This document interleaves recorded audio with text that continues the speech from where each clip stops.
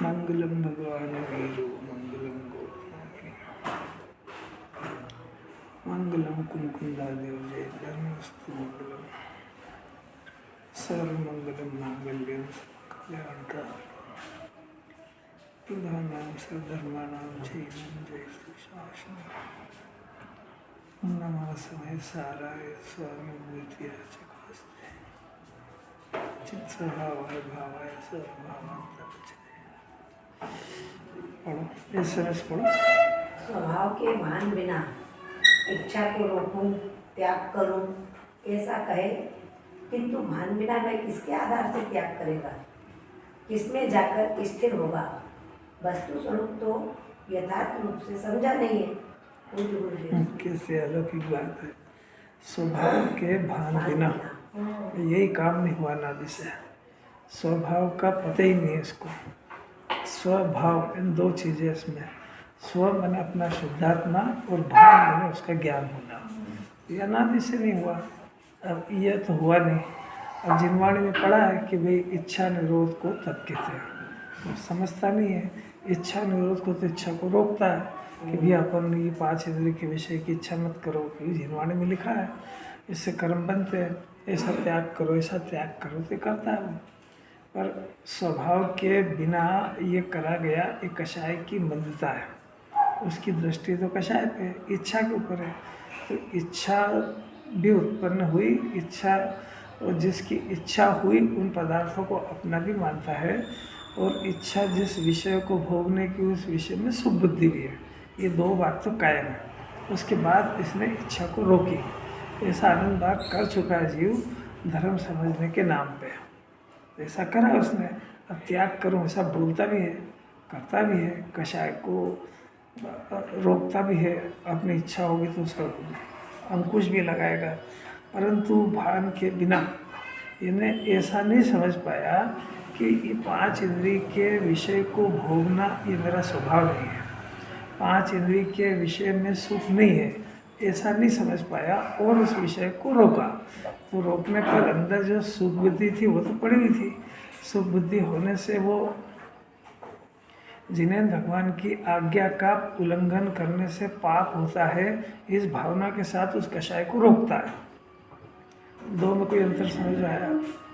दो में बहुत अलौकिक बात है। दो इसने स्वभाव के भान के बगैर, यानी ये 5 इंद्रिय के विषय भोगना है मेरा स्वभाव नहीं है, ऐसा जाने बगैर उस कषाय को रोकी। तो कषाय की सुबुद्धि और कषाय की कर्ता बुद्धि तो रही तो फिर छोड़ी काय को, कि जिन्हें भगवान ने कहा ऐसा कि इससे इसकी सुख इसको भोगने से 5 इंद्रिय के कर्मों का बंधन होता है, विषय को भोगने से, इसलिए अपने को नहीं करना चाहिए। पर ये अपना स्वभाव नहीं है ऐसा नहीं जाना, और ये करना अपना स्वभाव नहीं है और इसमें सुख नहीं है। ये 2 फैसले के बगैर इसने सब कुछ किया है। और जिनवाणी 2 फैसले पहले कराना चाहती है। स्वभाव का भान करो, स्वभाव का ज्ञान करो, यानी स्व यानी शुद्धात्मा में इन विषयों की आवश्यकता नहीं है। ऐसा ज्ञान के बगैर वो त्याग नकली होता है सब। किसके आधार से कितना अच्छा लगा कि भाई त्याग किसके आधार से करेगा, यही तो बात है। तो थी ना। अरे इतना नहीं समझा, उसमें साफ लिखा कि समझे ही नहीं है। वो समझे ही नहीं ना, समझ ही तो उल्टी हो गई है। अरूपी आत्मा और अपने को शरीर समझ गया, फिर काम हुआ ना समझने का। अब फिर से वही बात है कि जब आत्मा को समझे ही नहीं तो शरीर को पर कैसे कहेगा? वो बोलना सीख जाता है जिनवाणी से। अभी सबसे पूछो, अभी वो पंच शरीर किसका है? बोलो। आत्मा को नहीं जाना तो मेरा तो आत्मा को नहीं जाने जब तक वो अजपा जाप की तरह मेरे ही चलता है। वो जिनवाणी के कहे अनुसार सीख जाए। ये तो बोले नहीं, शरीर मेरा थोड़ी था, दुकान मेरी थोड़ी है, पत्नी बच्चे मेरे थोड़ी है। पर आपने कहा किस आधार से? ये आधार तो आपके पास है ही नहीं, इसलिए जो कहा सब झूठा है। झूठा इसलिए है कि आप मानते कुछ हो, बोलते कुछ हो। जिनवाणी की तरफ से झूठा नहीं है, जिनवाणी की तरफ से तो वस्तु स्वरूप है कि कोई एक पदार्थ दूसरे पदार्थ का हो नहीं सकता है, ये तो वस्तु स्वरूप है। दो में कुछ अंतर समझ में आया?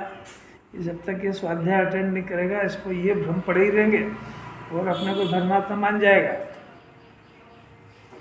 215 गाथा बहुत अलौकिक गाथा है। देखो टीका ले रहे हैं इसकी, 215 गाथा की टीका। पहले टीका के पहले थोड़ा सा भावार्थ को पढ़ लो, समझेंगे अपन बाद में। पहले भावार्थ को पढ़ो, कोई पढ़ो।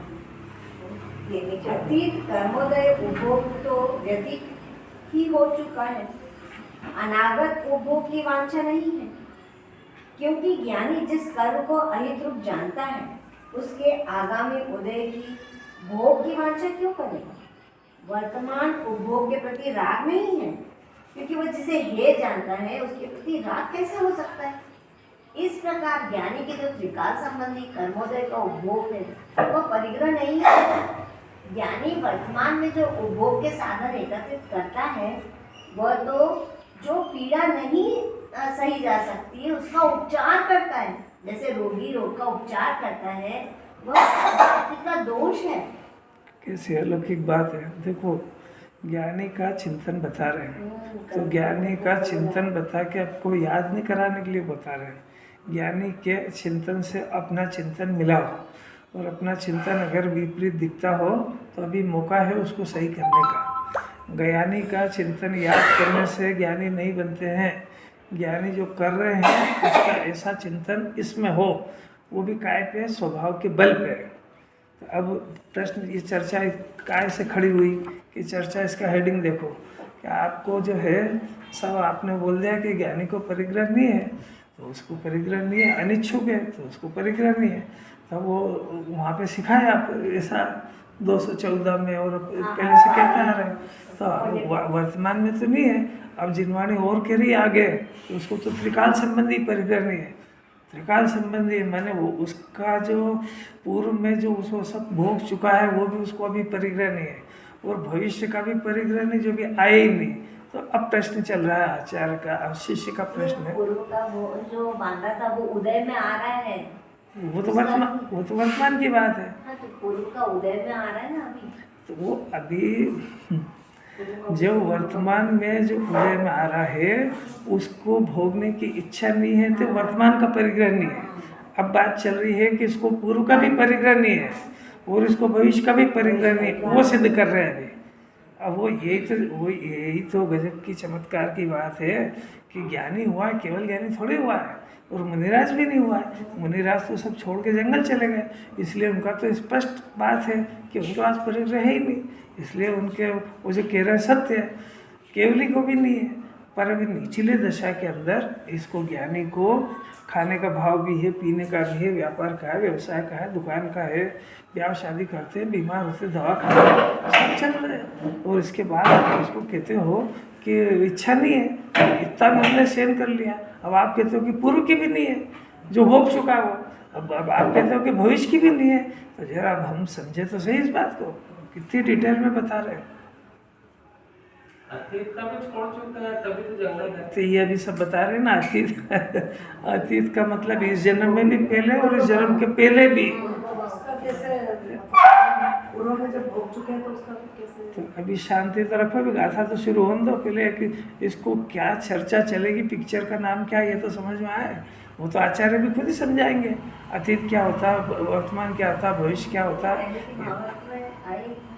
अब वो कौन पढ़ता है इस बात को, आई तो सब है। देखो पहले का भाव देख लो, पूर्ववत कर्म के उदय आने पर जो उपभोग सामग्री प्राप्त होती है यदि उसको अज्ञान भाव से भोगा जाए तो उपभोग परिग्रह को प्राप्त हो, परंतु ज्ञानी के अज्ञान में राग नहीं होता है, इसलिए वो जानता है कि जो पहले बांधा था उदय में आ गया, वो छूट गया, अब मैं उसे भविष्य में भी नहीं चाहता हूँ। ये अगली गाथा की सूचना है, भविष्य में नहीं चाहता हूँ, वही बताएंगे। इस प्रकार ज्ञानी के राग रूप इच्छा नहीं है, इसलिए उसका उपभोग परिग्रह। तो ये वर्तमान की बात हुई, अब भविष्य की बात कर रहे हैं। इतना समझने की बात है, पहले इसको पता तो लगे कि आचार्य क्या सिद्ध करना चाहते हैं। फिर से सुनना जरा, अभी अज्ञानी की बात भी लेते हैं। देखो इसके पहले टीका से लेते हैं। टीका देखो, कर्म के उदय का उपभोग 3 प्रकार का है होता है। है गाथा नहीं लिया गाथा कल लेते लिया था कल नहीं लिया था ले लिया था चलो पढ़ लो पढ़ने में क्या पाप लग रहा है। जो उत्पन्न यानी वर्तमान काल का उदय का भोग है वह ज्ञानी के सदा वियोग बुद्धि से होता है। आ गया था वियोग बुद्धि मैंने संयोग के उसको शुरू से ही प्रारंभ से उसका वियोग की बुद्धि होती है कि ये न मेरा है न मेरे साथ रहेगा, इसलिए उस बुद्धि के साथ होने से उसको टिकाने की इच्छा नहीं होती है। किसको? क्यों? अनिच्छुक है।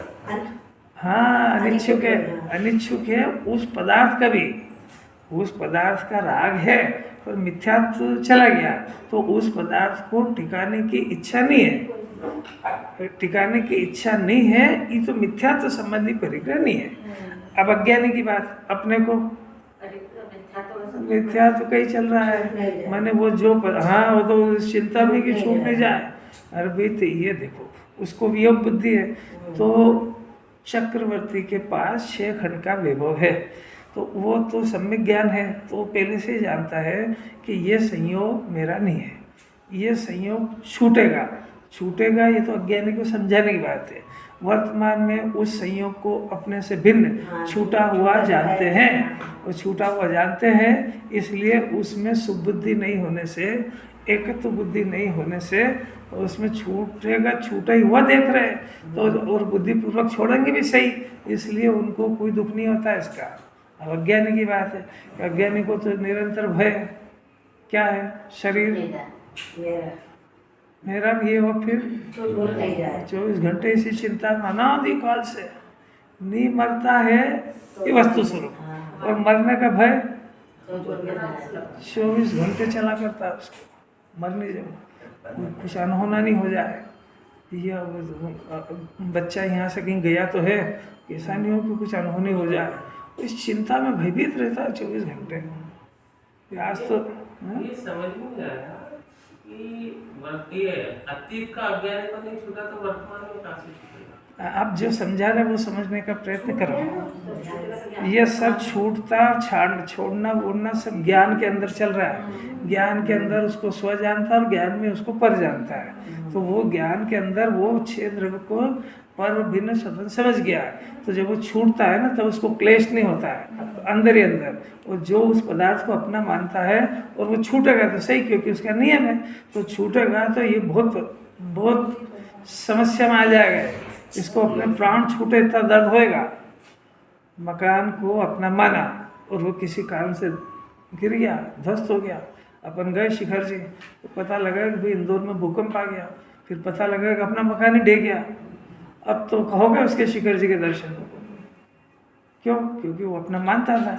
अब अगर ज्ञानी पहले से ही श्रद्धान हो कि भाई अपन तो मेहमान की तरह रह रहे हैं यहाँ पे, और ये अपने पूर्व कर्म के उदय का जब तक है उदय तब तक टिकता है। इसमें 2 बातें ध्यान रखना, एक तो पूर्व के पुण्य के उदय से सामग्री मिलती है, एक बात, फिर वो जो सामग्री टिकती कब तक है कि जब तक वो पुण्य का उदय है, तो अब वो पुण्य का उदय है मतलब वो पुण्य का उदय निरंतर झरता है, खत्म होता है, झर रहा है ना, तो खत्म होएगा, वो खत्म होएगा फिर खलास हो जाएगा। तो अब बोलो कि इसका शरीर छूटा है कि इसने छोड़ा है कि आयु कर्म पूरा हुआ है, अभी छूटा छूटा है, देख लेते तो ज्ञानी हो जाए, क्योंकि अनादिनाथ आत्मा को शरीर की ना आवश्यकता है, वो न इसके पास रहता है। जैसे टार्च होती है ना, टार्च है, ये मोबाइल समझो, अभी इसको चार्ज किया, उस टार्च के अंदर सेल डाला, तो जितना जलाओगे उतना वो सेल डिस्चार्ज होएगा। यही बात समझो, निरंतर डिस्चार्ज हो रहा है, आपने जितना वापरा 2 मिनट 5 मिनट 1 घंटा, आप एक दिन भर ही वापरो उसको, तो दिन भर में खलास हो जाएगा। ऐसा इसके अंदर जो पूर्व का पुण्य के उदय से सामग्री मिली है, शरीर मिला है, ये निरंतर सेल डिस्चार्ज हो रहा है। अब ये समझना कि छूटा क्यों, अरे पर तेरे को पहले से समझा रहा थी वो अपना नहीं है। जिनवाणी में क्यों का तो प्रश्न है ही नहीं, क्योंकि अनादि अनंत वस्तु स्वरूप प्रत्येक द्रव्य की, प्रत्येक गुण की, प्रत्येक पर्याय होने वाले काल में होती है, उसको किसी लाड साहब की परद्रव्य की जरूरत नहीं है। किसको? चेतन को क्या चेतन को? दोनों को। अच्छा, वाह यार कितना गजब, कर्मों से होती है समझ। कितना समझ जाए इसको। अब बताओ, जो ज्ञान ऐसा समझ जाएगा उसको बच्चों की और शरीर की चिंता कितनी होगी।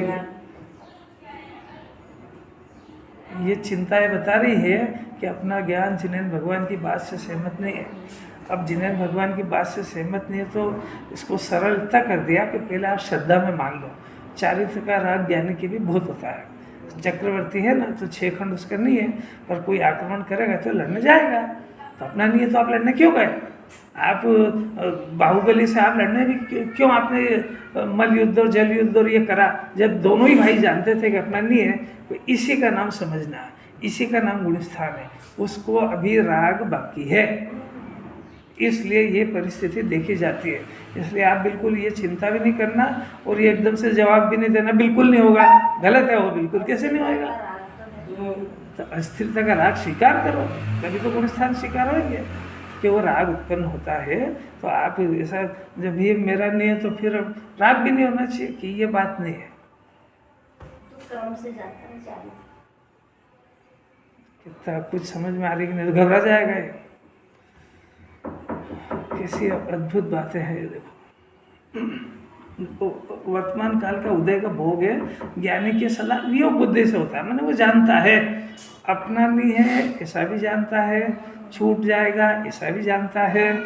इसलिए उसको वियोग बुद्धि से होने से, उसको टिकाने की इच्छा नहीं होने से उसको परिग्रह नहीं है। तो इसका अर्थ क्या हुआ कि संयोग में रहने से परिग्रह नहीं होता है, उसको उसके साथ एकत्र और ममत्व से परिग्रह होता है। अपने घर के अंदर काम करने वाले भी आते हैं, कीड़े मकोड़े जानवर सब रहते हैं, उनको कितना परिग्रह है और आपको कितना है। उनको परिग्रह बिल्कुल भी नहीं। और अपनी पूरा अब ये कैसी अलौकिक बात है, कितना अद्भुत बात है। देखो, वियोग बुद्धि से होता है और आगामी उदय की ज्ञानी को वांछा नहीं होती है। तो ये भी रहस्य की बात है। कल दृष्टांत दिया था इसके बारे में। दौलत राम जी सम्यक दर्शन हो गया, भी छापे लगा के आजीविका कर रहे हैं। अब उनसे अंतरंग से पुण्य तो ज्ञानी के ही होता है। ये पाप और पुण्य की कथा समझना चाहिए। क्या समझना चाहिए कि सम्यक दर्शन होने के पहले तो पाप के परिणाम और पुण्य के परिणाम की कर्ता बुद्धि होने से पाप के परिणाम में मजा आता है उसको, पाप के फल नहीं, पाप के परिणाम में, और पुण्य के फल की वांछा है उसको। यही बात समझे। ये तो दो बात, वीतराग भाव को जानता नहीं है, ये तो हो गई अनादिकाल की घटना। अब जैसे उसने शुद्धात्मा को जाना, मिथ्यात्व संबंधी बड़ा पाप तो खलास हो गया। अब जो चारित्र संबंधी पाप बचा, तो वो पाप निरंतर घटता है सम्यक दर्शन के बाद, और पुण्य निरंतर बढ़ता है। सम्यक दृष्टि की बात चल रही है। जो पुण्य को है जानता है उसको पुण्यानुबंधी पुण्य होता है, बहुत होता है। वो जो पुण्य को है जानता है उसको पुण्यानुबंधी पुण्य होता है, और जो उसको उपादेय जानता है उसको पापानुबंधी होता है। ये सब जैन दर्शन के ला हैं। अब उसको जो ज्ञानी के जो पुण्य का परिणाम होता है, वो पुण्य का परिणाम बहुत होता है, क्योंकि वितराग भाव होता नहीं और पाप को पसंद करता नहीं है, इसलिए उसको पुण्य बहुत होता है। एक बात। दूसरी बात है कि उसके पुण्य की एक विशेषता है। वो क्या है कि उसका जो अनुभव होता है वो बहुत ज़्यादा होता है, और स्थिति होती है वो बहुत थोड़ी होती है। अभी अनुभव स्थिति समझना जरा। स्थिति मैंने वो उसका जो टाइम बनता है, तो ये इसका उदय तो आएगा। तो ज्ञानी को जो स्थिति बनती है थोड़ी बनती है। थोड़ी इसलिए बनती है कि उसको ज़्यादा दिन संसार में रहना ही नहीं है। आई बात समझ में। उसका तो टाइम, मोक्ष जाने का टाइम नक्की हो गया, इसलिए इतना लंबा कर्म तो बंधेगा ही नहीं जो कि उसको मोक्ष जाने से रोक दे। तो मोक्ष जाने के पहले उस कर्म की निद्रा होना जरूरी है। तो अब जो बंधन होगा उसकी स्थिति कम होगी, और अनुभाग यानी फल देने की शक्ति वो बहुत होगी। उसको जो उदय और संयोग मिलते हैं वैसा किसी अज्ञानी के पास नहीं पाए जाते। ये ज्ञानी की विशेषता। और अज्ञानी का क्या होता है कि अज्ञानी को स्थिति भी लंबी बनती है और अनुभव थोड़ा थोड़ा आता है।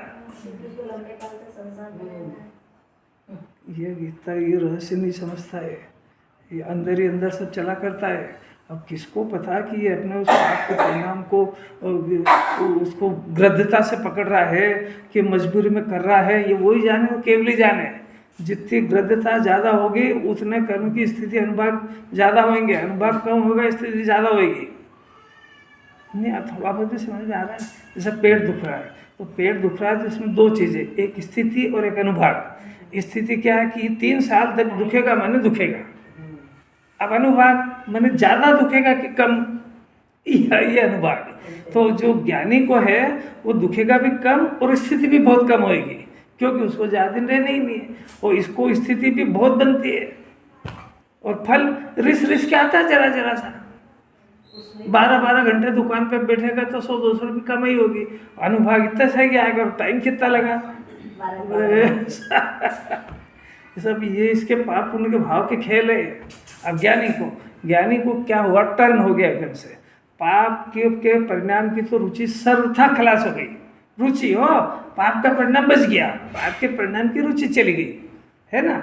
अब बच गया पुण्य का परिणाम, तो पुण्य उत्कृष्ट बढ़ता है, क्योंकि वो पुण्य को नहीं चाहता है और हे बुद्धि से होता है।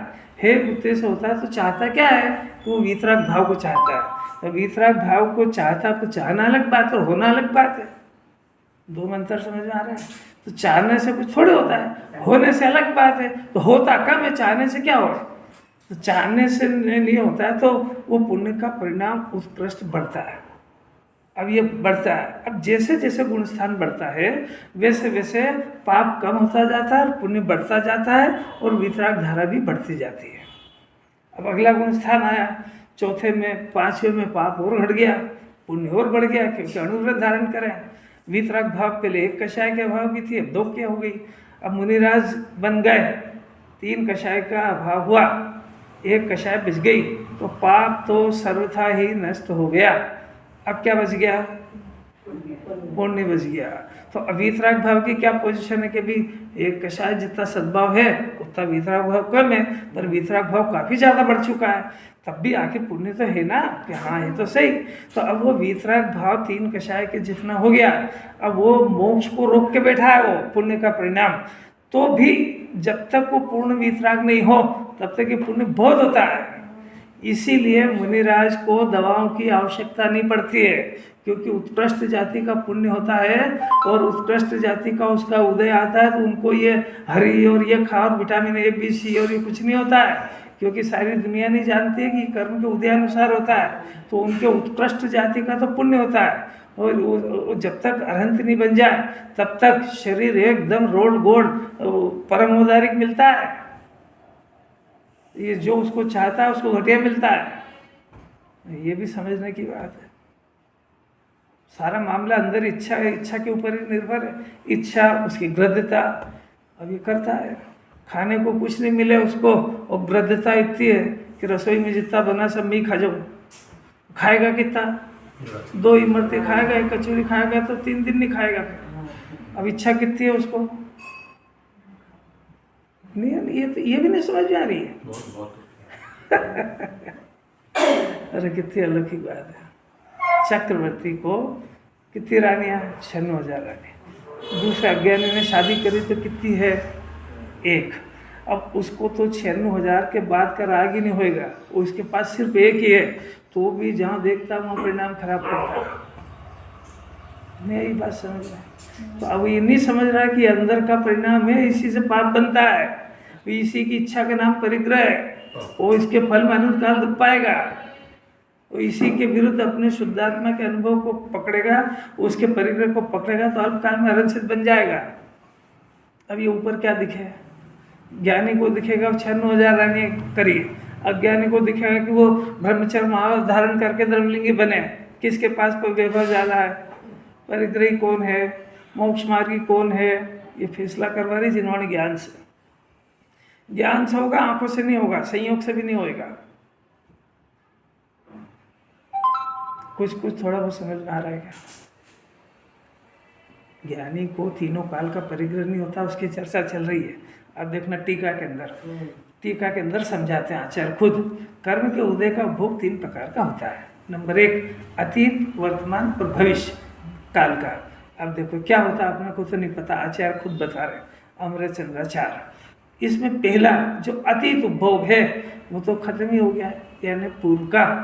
इसी पर्याय में पूर्व का भोग और इस मनुष्य पर्याय के पहले भी था, जहाँ भी था तो थोड़ा बहुत तो अनुमान से समझते ही है ना कि मैंने पूर्व में बहुत दुख पाए हैं, ये भी जानता है।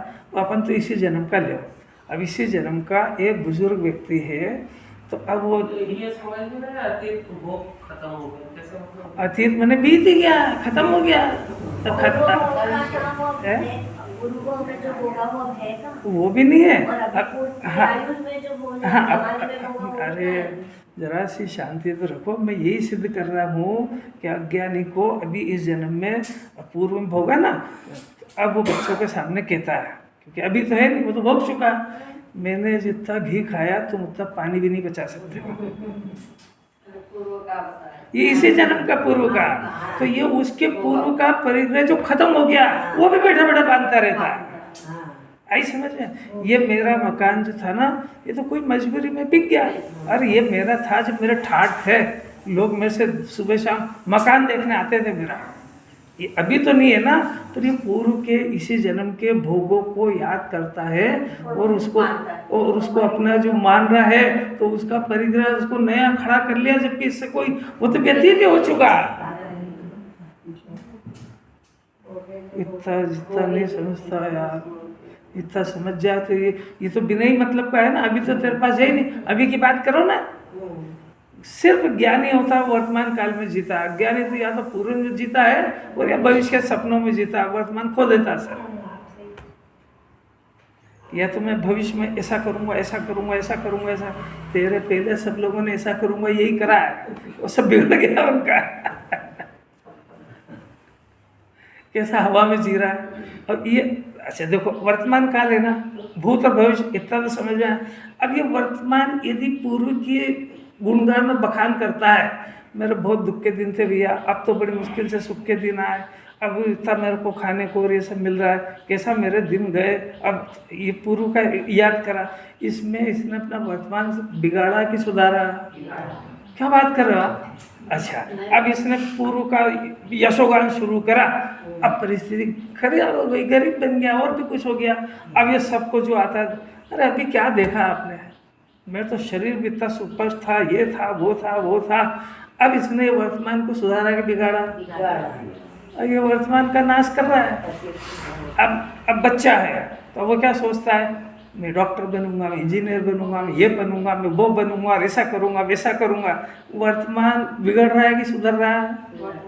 काय के बारे में, भविष्य के बारे में वो अभी आया कि नहीं, कि उसका कोई ठिकाना ही नहीं है। तो खुद भी रहेगा कि नहीं रहेगा इसकी कोई गारंटी नहीं है, पर वो जीता ही है।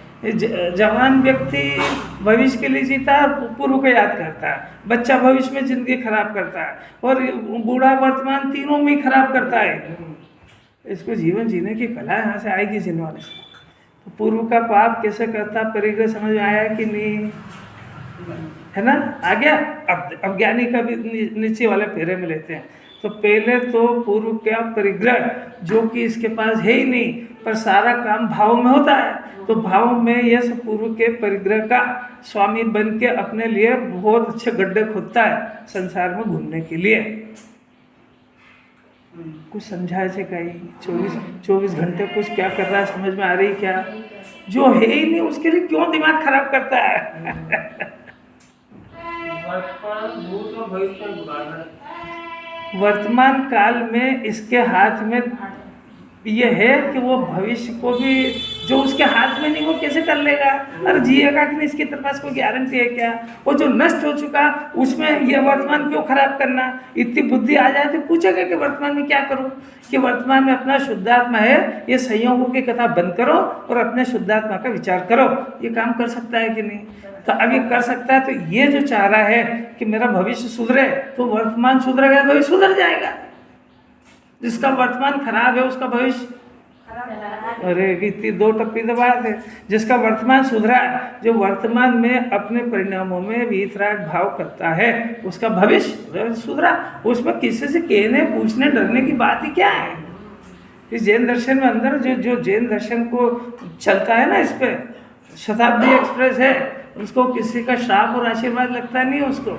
अगर उसके परिणाम अच्छे हैं तो 3 लोक में कोई बिगाड़ करने वाला पैदा नहीं हुआ है, और अगर इसके परिणाम अभी भी खराब है तो 3 लोक में कोई बचाने वाला भी नहीं होएगा। वहाँ जब श्री कृष्ण थे और द्वारका जली, सोने की लंका, तो उन्होंने कहा निकल जाओ बाहर, तुम्हारे अलावा कोई नहीं बचेगा। वो बेल जल गए बेचारे, तो वो बेल खुद जुट गए कि मेरे माँ बाप को तो बचा लूँ। तो रथ में से माँ बाप को बिठाया, वो बाहर से तो फाटक गिरा, आकाशवाणी हुई कि निकल जाओ बाहर, तुम्हारे अलावा कोई नहीं बचेगा यहाँ। तो क्या करे, 3 खंड का अधिपति कुछ नहीं कर पाया, ये क्या करेगा, चूहे का बच्चा। इतना समझ जाता। इसके हृदय में जिनवाणी बसना चाहिए। वो भजन गाते ना, दिव्य ध्वनि मेरे ज्ञान में गरजती रहे, बरसती रहे, ऐसा इसमें चिंतन जिनवाणी का इसके अंदर बैठना चाहिए। तो इसका वर्तमान भी सुधरेगा, भविष्य भी सुधर जाएगा। और भविष्य की प्लानिंग से वो बिगड़ता है, सुधरता नहीं है, ये कभी नहीं सुना उसने। डर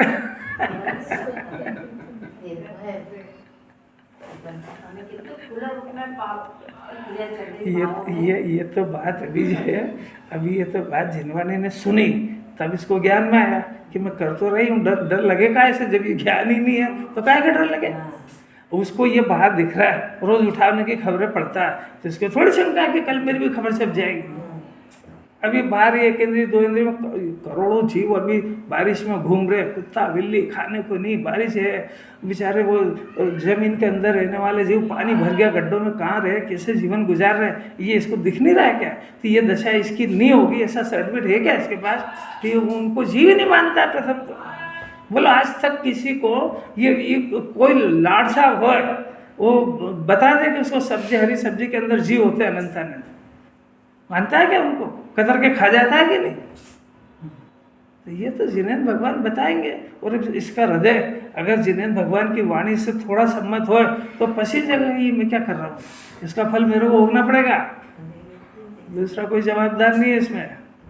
ये वीतरागी देव निष्ठुर देव है, ये तेरा किया तेरे को भोगना है। सिद्ध चक्र विधान में मुनिराज की भक्ति में आती है सब बातें। पूरक भोग न चिंतवे आगम से नहीं, ते गुरु मेरे उग्र बसो। कि जरूरी थोड़ी सिद्ध चक्र का पाठ पूजा हो जब भी करो, घर पर आराम से सिद्ध चक्र विधान खोलो और मुनिराज की भक्ति करो। आखिरी में कितनी भक्ति है उसमें, पूरा मुनिराज का चिंतन और ये करो ना। वो कोई ऐसा कौन सी जगह लिखा है ऐसा कि नहीं वो सिद्ध चक्र विधान तो सिद्ध चक्र मंदिर में करेंगे तभी पढ़ेंगे। अरे अभी पढ़ो ना उसको। मुनिराज का स्वरूप अरे पंच परमेष्ठी पूरा है उसमें। सिद्ध चक्र विधान कोई मामूली बात है, आखिरी में सब इतना डिटेल में है उसका। कैसी अलौकिक बात, सब सभा एकदम चुप हो गई, अस्मिन बढ़ गई। कल एक भजन आया, उसमें एक सीख दी कि भाई जवानी ने दगा दे दिया, बुढ़ापे ने प्रवेश करा।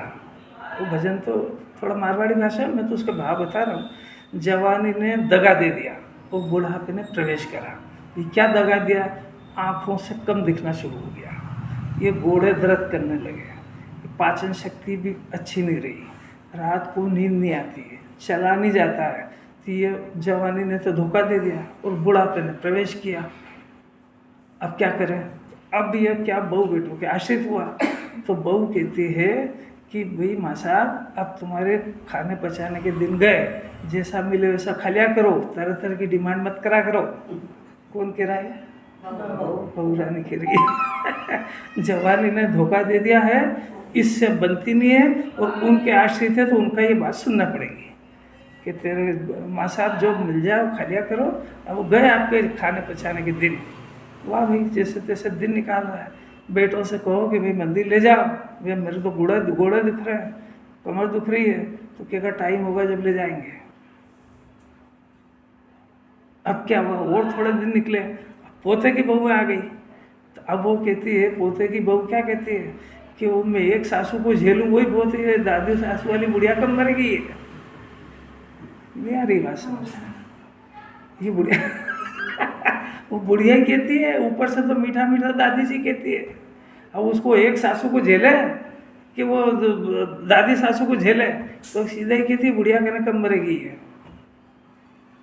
अब बेचारे को उसको जीते जी उसके बारे में ऐसा बोला जा रहा है, वो कान से सुन रहा है, संगी पंचेंद्रिय है, वो कोई वो मूर्ख नहीं है, मुंह से नहीं बोलो तो उनके भाव से तो समझ ही जाता है। बुढ़ापा ऐसी थोड़ी आया उसको, नहीं समझता है क्या? अरे समझता है कि नहीं? सब नहीं समझता हो तो जिनवाणी के आधार से समझ जाओ। तो अब वो माँ साहब जो है बहुत अच्छी सीख देती है अपनी सहेलियों को, मंदिर में जो आती है उन सहेलियों को सीख देती है, मेरी सहेलियाँ सुन लो, गफलत में मत रहना, जवानी जब तक आए जब तक धर्म कर लेना, जवानी रहे जब तक, गफलत में मत रहना कि बुढ़ापे में कर लूँगी और ये मेरे को मदद करेंगे, ये गफलत छोड़ देना। अभी मौका मिला वर्तमान में जीने का, तो वर्तमान सुधार लेना, भविष्य अपने आप सुधर जाएगा।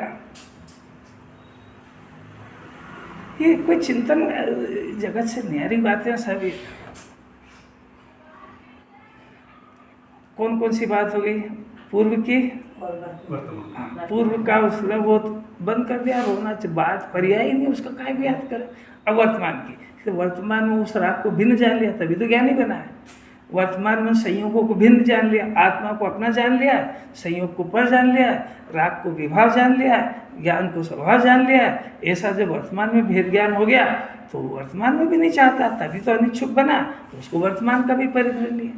अब भविष्य का, कि भविष्य में मैंने जो अभी पुण्य चल रहा है इसके फल में मैं इंद्र बनूंगा, चक्रवर्ती बनूंगा, इंद्रादिक पद विषयों में।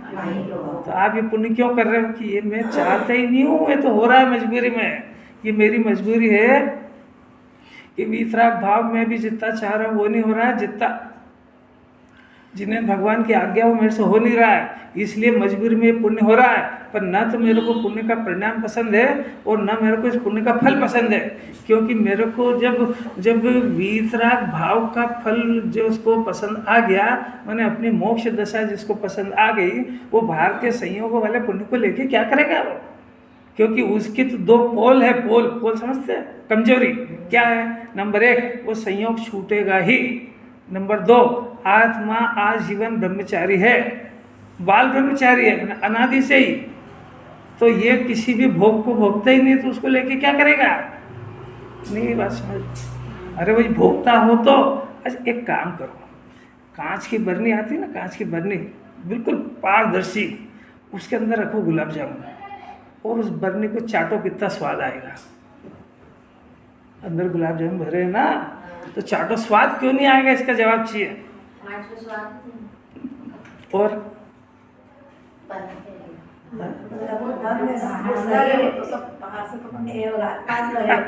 भाई उस गुलाब जामुन में और अपनी जीवान में बीच में दीवार है, अत्यंत अभाव है उसका, तो ये जीवान जब उस गुलाब जामुन को स्पर्श नहीं करती है तो स्वाद कहाँ से आएगा?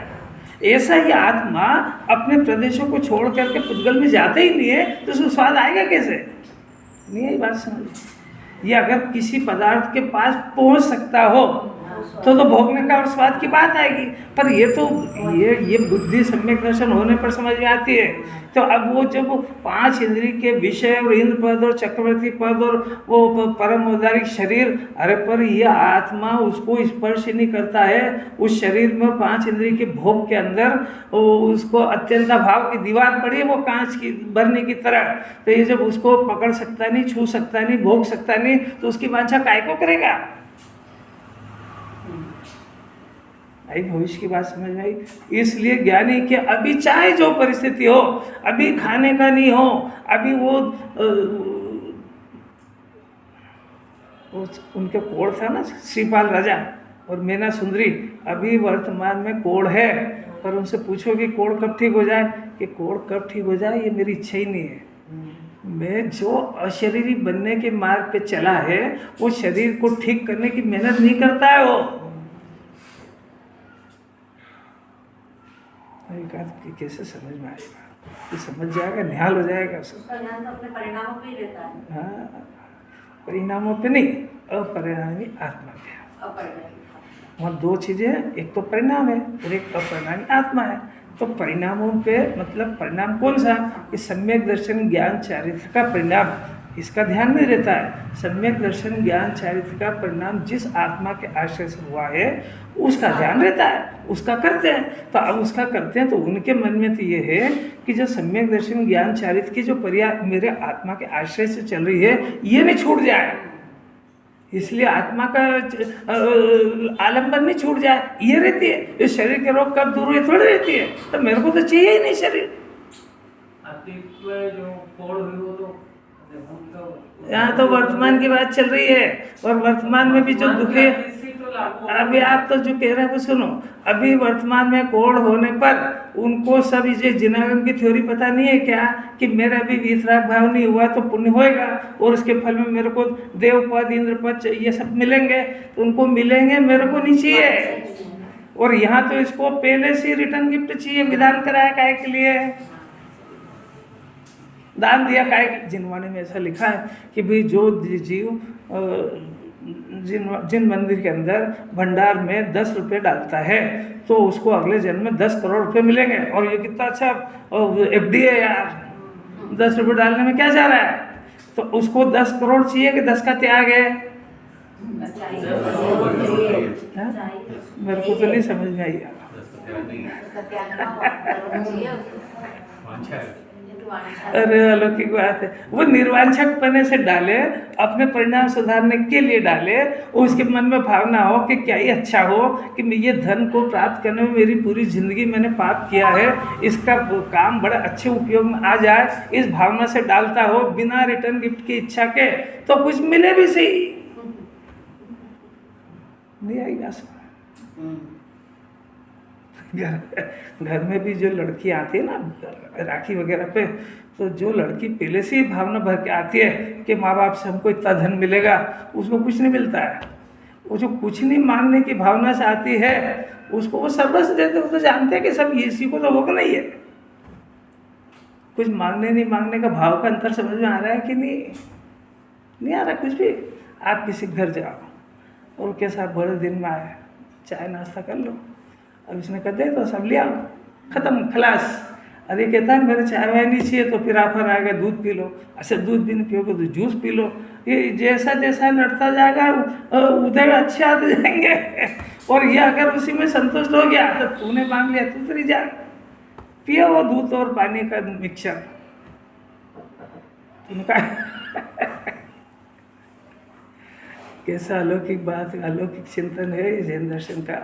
ये समझे बगैर कोई तत्व थोड़ी उतरता है। इसकी कषाय भी मंद नहीं होगी, कषाय मंदता का तो कोई बेस चाहिए, जब होती वो ऐसी थोड़ी आवाज होती है। हाँ, क्या करें, देखो तीनों है ना, व्यतीत हो चुका होने के कारण परिग्रह भाव को धारण नहीं करता। वो भविष्य का उपभोग यदि वांछा में आता हो तो वो परिग्रह को धारण करता है, और उसको भविष्य का चाहिए ही नहीं, उसको तो मुनि दशा चाहिए, अरन दशा चाहिए, तो इंद्र चक्रवर्ती का चाहिए ही नहीं उसको। तो जो वर्तमान का उपभोग है वो राग बुद्धि से हो रहा हो तो परिग्रह धारण करता है, यानी एकत्व बुद्धि से सुख बुद्धि से हो तो परिग्रह कहलाता है। इसलिए ज्ञानी को तीनों काल का परिग्रह नहीं है। कुछ थोड़ा बहुत समझ में आया क्या? समझ में आए तो इसके सोचने की डायरेक्शन बदल जाएगी। अपना वर्तमान अपने हाथ में है ना, भूतकाल का अपने हाथ में है ना, भविष्य का अपने हाथ में है। फिर से सुनना जरा, वर्तमान जिसका सुधरता है उसी का भविष्य सुधरता है। जिसका वर्तमान खराब उसका भविष्य गारंटी से। ये पहले जो कहा ये सुना ही आया कि नहीं, क्या कहा? ये सुनते ही समझ ही नहीं आती कि जिन्होंने सुनने की पद्धति क्या है। जिसके वर्तमान परिणाम बिगड़ा है उसका भविष्य सुधरेगा कि बिगड़ेगा? क्यों? क्योंकि वर्तमान में भविष्य के संस्कार पड़ते हैं। जो वर्तमान में अच्छे मन लगा के पढ़ाई कर रहा है उसका रिजल्ट किसी से पूछना थोड़ी पड़ता है। पर जिसका वर्तमान में पढ़ाई में मन नहीं लग रहा है उसका किसी से पूछना पड़ेगा रिजल्ट क्या आएगा। इतने दृष्टांत समझ में नहीं आते। अच्छा बताओ कि परीक्षा हाल में जाने पर घबराहट किसको होती है, पढ़े वाले को कि बगैर पढ़े को? अब तो समझ में आई कि जिसने पूरी जिंदगी शरीर को भिन्न जाना है वो छोड़ने के लिए तैयार रहा है, वो उसको समाधि मरण कोई कराने थोड़ी आता है, उसको डर ही नहीं लगता है कि ये जिसको ये सारी दुनिया कह रहे हो तो मैं छूटा हुआ पहले से देख चुका हूँ और उसकी तो इतनी स्टडी है, इसलिए वो भयभीत नहीं होता है। ज्ञानी हो जाए तो गजब ही हो जाए, ज्ञानी नहीं हो तब भी यहाँ से उसकी निर्भयता के बीज डलते हैं। थोड़ा थोड़ा सा अगर इतनी बारिश में इतने मेहनत करके अपना पैसा लगा के टाइम लगा के यहाँ सुनने आया तो कुछ ग्रहण करो तो सही। परिणाम के अंदर इतनी मेहनत करिए तो 25 रुपये कपड़े की धुलाई लगती है तो उसका उपयोग तो करो, 50 रुपये का पेट्रोल लगता है तो उसका उपयोग तो कर लो। कौन कहेगा दुनिया में वीतरागी की बातें। देखो दो चार मिनट और देखो, मरने का जो समय आता है ना तो उसको दुनिया में समाधि मरण कहते हैं कि तो जो कुछ कहना व्यवहार का खाता बहुत लंबा है। अब एक पद्धति तो ये है, कौन सी, कि शरीर जर्जर हो गया है, अब आप शरीर की चिंता छोड़ दो, अब आपने इतना सारा पुण्य करा है तो इसके फल में आप स्वर्ग जाओगे और उसके फल में आपको अच्छा बेहतरीन शरीर मिलेगा जिसमें आपको कोई रोग बीमारी वगैरह नहीं होगी। एक तो समाधि मरण कराने वाले ये उपदेश, ये सब जिनवाणी में लिखा हो, ये कोई मैं अपने मन से नहीं कह रहा हूँ और उसका निषेध भी नहीं कर रहा हूँ, ये जिनवाणी में ही लिखा है। वो जो मरीज है उसको संबोधन करने के लिए इस तरीके की बातें बोली जाती है। बात ये है कि देखना चाहिए कि पेशेंट कैसा है। यदि वो पेशेंट ने पूरी ज़िंदगी जिनवाणी नहीं सुनी है तो उसको इसी डोज की ज़रूरत है, क्योंकि उस शरीर को स्व समझ रहा है और उस शरीर से परेशान है और आखिरी में होता ही है, तो उसको इस तरीके से संबोधन करने पर उसको थोड़ी सा उपयोग बदलेगा और उसको उस शरीर की कल्पना हो जाएगी कि मेरा तो मौका आया और मेरे को अच्छा ही मिलने वाला है, देखो इतना सारा संबोधन मिला है। तो उसने शरीर की वांछा कर ली और वो समाधि मरण कराने वाले ने भी उसका जीवन बिगाड़ दिया। अब उसको लग रहा है बड़ी अच्छी बात है, पर अब उसको क्या मालूम कि अच्छी की खराब। अब दूसरा जो जिनवाणी जो तत्व अभ्यासी है उसके लिए क्या बात है कि देखो शरीर वरीर तो भिन्न अपन पहले दिन से सुन रहे थे, अपन तो शरीर बनने का अभ्यास कर रहे थे, तुम ये शरीर को याद ही क्यों करते हो? ये शरीर तो अनंत बार बहुत अच्छा भी मिला है, पर अपन ने तो पूरी जिंदगी अशरीरी बनने का अभ्यास करा है ना, तो खाना पीना तो जीव का स्वभाव ही नहीं है। क्या खाने पीने के दवाई को याद करते हो? अपने शुद्धात्मा को याद करो और उसके विस्मरण से तो 4 गति हुई है। अब उसको स्मरण करके उसको पूरी जिंदगी जो अपन ने आत्मा के संबंध में सुना है उस आत्मा का तत्व विचार करो। इस समय में भगवान को भी याद नहीं करना, ये तो बस जो छूटने का काल है। अपन तो उस घटना को, होती हुई घटना को देखेंगे, अपना है कहाँ जो उसके जाने में वियोग हो, एक ही चिंतन है। अब देखो ये तो बेचारा पड़ा है डेडलाइन में, अब जो ऐसा इसका उदय हो, जैसा भाग्य हो वैसा सुनाने वाला आ जाए। करा रहे हैं 2 ही समाधि मरण, अब समाधि बिगाड़ दी के मरण कराया। इसलिए जो ज्ञानी होते हैं ना वो पहले से नो एंट्री, ये वो आंखों से देख लेते कि समझता है कि नहीं, ये उल्टा काम करा देगा सब। अगर इतनी बात समझ आ जाए ना तो होश में आ जाए जी। समाधि मरण फिर से सुनना उसी का सुधरता है जिसका जीवन सुधरता है, जिसका वर्तमान काल सुधरता है उसी का भविष्य सुधरता है। और वर्तमान बिगड़ेगा तो भविष्य कैसे बिगड़ेगा? तो जिसको जीने की कला याद है तत्वज्ञान पूर्वक, उसी का मरण अच्छा होता है। और मरण तो होएगा, और को मरण हो गया तो ढोर बनेगा, और अच्छा हुआ तो स्वर्ग मोक्ष की गारंटी है। आपको जो पसंद आए। टीका हो गई है, आचार्य और खुलासा करेंगे।